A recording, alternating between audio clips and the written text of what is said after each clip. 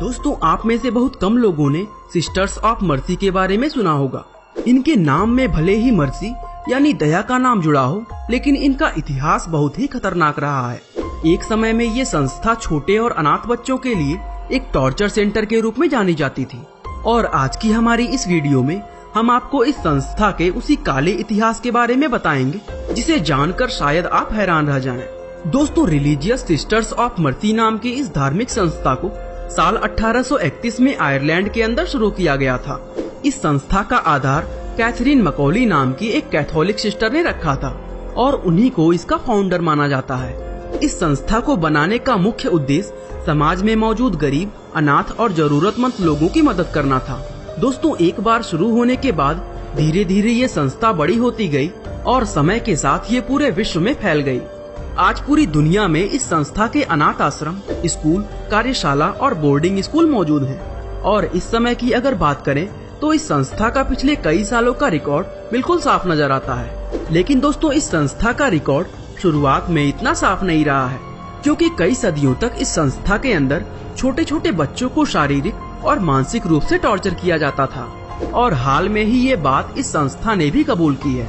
दरअसल उस समय कैथोलिक सिस्टर बनने के लिए महिलाओं को एक पवित्र शपथ लेनी पड़ती थी, जिसमें वह अपना पूरा जीवन कैथोलिक धर्म के लिए समर्पित करने का प्रण लेती थी।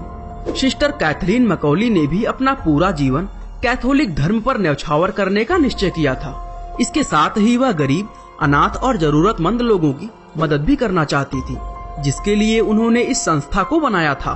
और अपनी इस मकसद में कामयाब होने के लिए उन्होंने बहुत सी दूसरी महिलाओं को भी अपने साथ जोड़ना शुरू कर दिया था।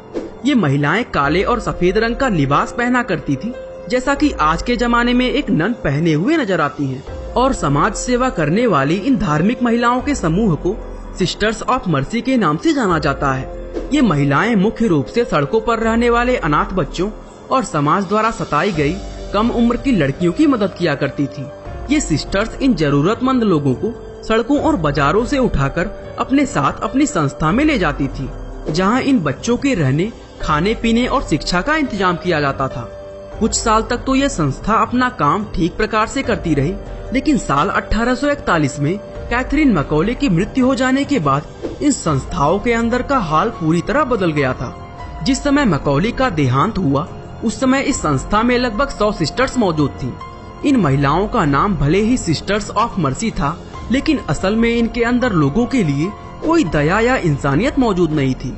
इन महिलाओं की क्रूरता का एक उदाहरण आयरलैंड के डबलिन शहर में मौजूद सेंट विंसेंट्स इंडस्ट्रियल स्कूल से लिया जा सकता है। यह एक ऐसा स्कूल था जिसमें समाज द्वारा ठुकराए गए गरीब, अनाथ, मजबूर बच्चों व महिलाओं को जगह दी जाती थी। क्योंकि ये एक इंडस्ट्रियल स्कूल था, इसलिए इसमें रहने वाले हर उम्र के लोगों को काम करना पड़ता था। और उस समय इस स्कूल को चलाने का काम सिस्टर्स ऑफ मर्सी किया करती थी। कई सालों तक इस स्कूल को लेकर सरकार को शिकायतें मिलती रहीं और आखिरकार साल 1900 में बहुत ज्यादा शिकायतें मिलने के कारण सरकार द्वारा इस स्कूल की जांच के आदेश दे दिए गए। दोस्तों, जब इस स्कूल की जांच की गई तो सिस्टर्स ऑफ मर्सी का असली चेहरा लोगों के सामने आया। जांच करने पर पता चला कि इस स्कूल में रहने वाले छोटे छोटे बच्चों के साथ जेल के कैदियों से भी बुरा व्यवहार किया जाता था। यहाँ रहने वाले इन बच्चों से इतना काम कराया जाता था कि उनको एक पल के लिए भी फुर्सत में बैठने की अनुमति नहीं थी। और दिन रात काम करने की वजह से इन बच्चों के हाथों और पैरों में गड्ढे पड़ गए थे। ये निर्दयी सिस्टर्स बच्चों से ज्यादा काम करवाने के लिए उन्हें ठीक से सोने भी नहीं देती थी। इसके अलावा स्कूल के अंदर बेहद सख्त और क्रूरता भरे नियम बनाए गए थे, जिनमें बच्चों को एक दूसरे से बात करने और यहाँ तक कि हंसने की भी अनुमति नहीं थी। यदि कोई बच्चा गलती से भी किसी नियम को तोड़ देता तो उसको कड़ी से कड़ी सजा दी जाती थी। दोस्तों, नियम तोड़ने पर इन बच्चों को मेंटली और फिजिकली दोनों रूप से टॉर्चर किया जाता था। ये सिस्टर्स इन बच्चों को ऐसी ऐसी सजाएं देती थी जो किसी जेल के कैदी को भी नहीं दी जाती हैं। बुरी तरह मारने और पीटने के अलावा बच्चों को लंबे समय तक भूखा रखना और ठंड के मौसम में खुले आसमान के नीचे खड़ा करने जैसे सजाएं दी जाती थी। इन स्कूलों में होने वाले टॉर्चर का इन बच्चों के दिमाग पर ऐसा असर पड़ा था कि वह जिंदगी भर इसके बारे में भूल नहीं पाते थे। दोस्तों, उस समय आयरलैंड में इस प्रकार के बहुत से स्कूल हुआ करते थे जिन्हें कैथोलिक चर्च और सिस्टर्स ऑफ मर्सी चलाया करती थी। क्योंकि उस समय लोगों में गरीबी काफी ज्यादा थी, इसलिए इन लाचार लोगों को मजबूरी में इन स्कूलों के अंदर शामिल होना पड़ता था। और बाद में इन स्कूलों से बाहर निकलने के बाद ये खुद पर हुए अत्याचारों के बारे में बताते हैं। आज भी बहुत से लोग जो कभी इन स्कूलों का हिस्सा रहे थे वो अपनी खौफनाक कहानियां लोगों को बताते हैं। ठीक इसी तरह एक व्यक्ति ने 70 साल की उम्र में अपने ऊपर हुए इन अत्याचारों के बारे में बताया था। इस व्यक्ति ने बताया कि उसकी माँ बचपन में ही गुजर गई थी, जिसकी वजह से उसने अपना बचपन स्कॉटलैंड में मौजूद नाजारेथ हाउस नाम के एक अनाथालय में बिताया था, जो सिस्टर्स ऑफ मर्सी द्वारा चलाया जाता था। इस व्यक्ति ने बताया कि अनाथालय में सिस्टर्स द्वारा उसको छोटी छोटी गलतियों पर बुरी तरह पीटा जाता था, और यदि वो कोई गलती भी नहीं करता तो भी सिस्टर्स उसको सजा देने का कोई न कोई रास्ता निकाल लेती थी।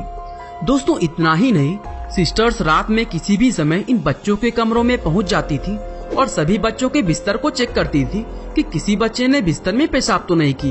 यदि कोई बच्चा पेशाब किया हुआ पाया जाता था तो उसको उसी समय बुरी तरह पीटा जाता था।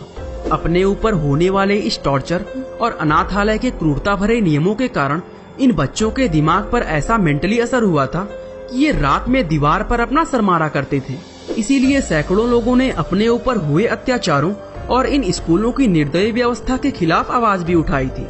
दोस्तों, कई बार तो कुछ लोग कैथोलिक चर्च और सिस्टर्स ऑफ मर्सी को कोर्ट तक भी घसीट कर ले गए, लेकिन इससे भी इन संस्थाओं में होने वाली क्रूरता कम नहीं हुई।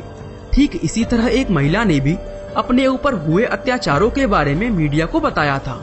इस महिला ने काफी लंबा समय मैकडॉलिन लॉन्ड्री में बिताया था, जिसको कैथोलिक चर्च द्वारा चलाया जाता था।